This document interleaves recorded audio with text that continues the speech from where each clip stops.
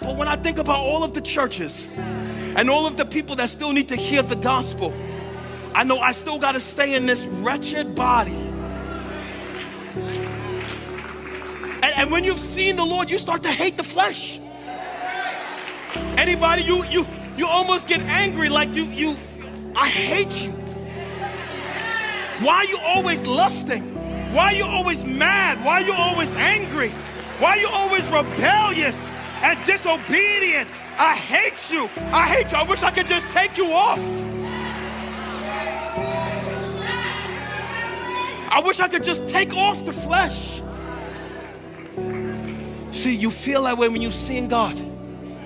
And for as much as you think this is not important about a defiled person, listen to me, family. All of your issues, just freestyle.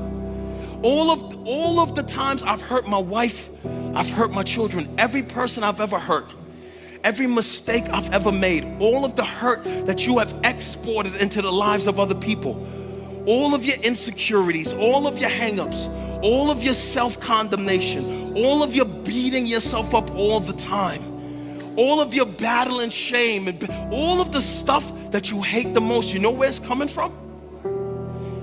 It's coming from your sinful nature and flowing out of your heart.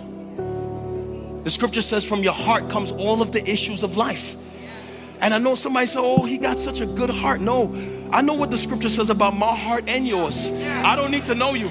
I know what the scripture says about your heart, that your heart is wicked and it is deceitful. And the question is, who can really know it? Your heart will deceive you. Some of you think you all of that and you can't see your blind spots. You can't see them dark areas in your heart that are offensive to the people that's around you.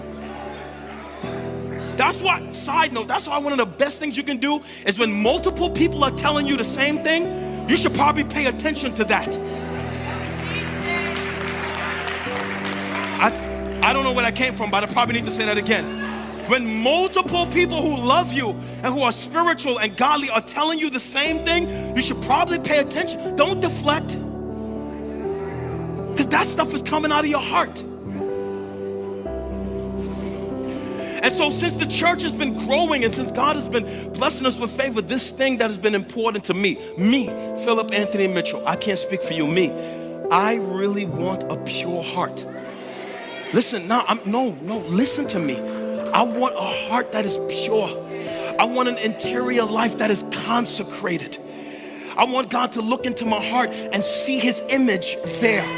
I want God to look into my heart and see his commandments there. I want God to look at my heart and see someone that hates his sin. And when things keep rising up that are anti-Christ in my mind and in my heart, I want to just keep wringing them out. I want a heart that's not defiled.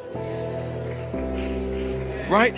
So I'm looking at this head of what defiles a person. And verse 10 says, and he called the people to him and said to them. Now, I'm a pictorial person, I was telling your brothers and sisters. So you're getting a little bit of how I study. When I study, I ask questions of the text. When I read, I see images. So this is not like fairy tales, it's history, right? So you remember last week, Jesus was rebuking the Pharisees, his principal enemies. He was having a one-on-one conversation with them. They came to him, confronting him about his disciples not washing their hands before they ate. And they said, why do your disciples break our traditions? He turns it back around and said, why do y'all break the commandments of God? He calls them hypocrites. And I encourage you to not be a hypocrite, but to be real, to not be fake, to not be phony. That there should be congruence between what you say and what you do. So just imagine, it says, and he called the people to him. So in my mind, as I read the text, I see him fussing out the Pharisees. I like that. Then like turning his back on them, saying, I'm done with y'all. Then he looks out over the crowd and he says, all of y'all come to me real quick. Watch, come to me. And he says, hear and understand. That's powerful to me because it's like, y'all been listening to these Pharisees. Like a lot of us listen to false teachers all the time.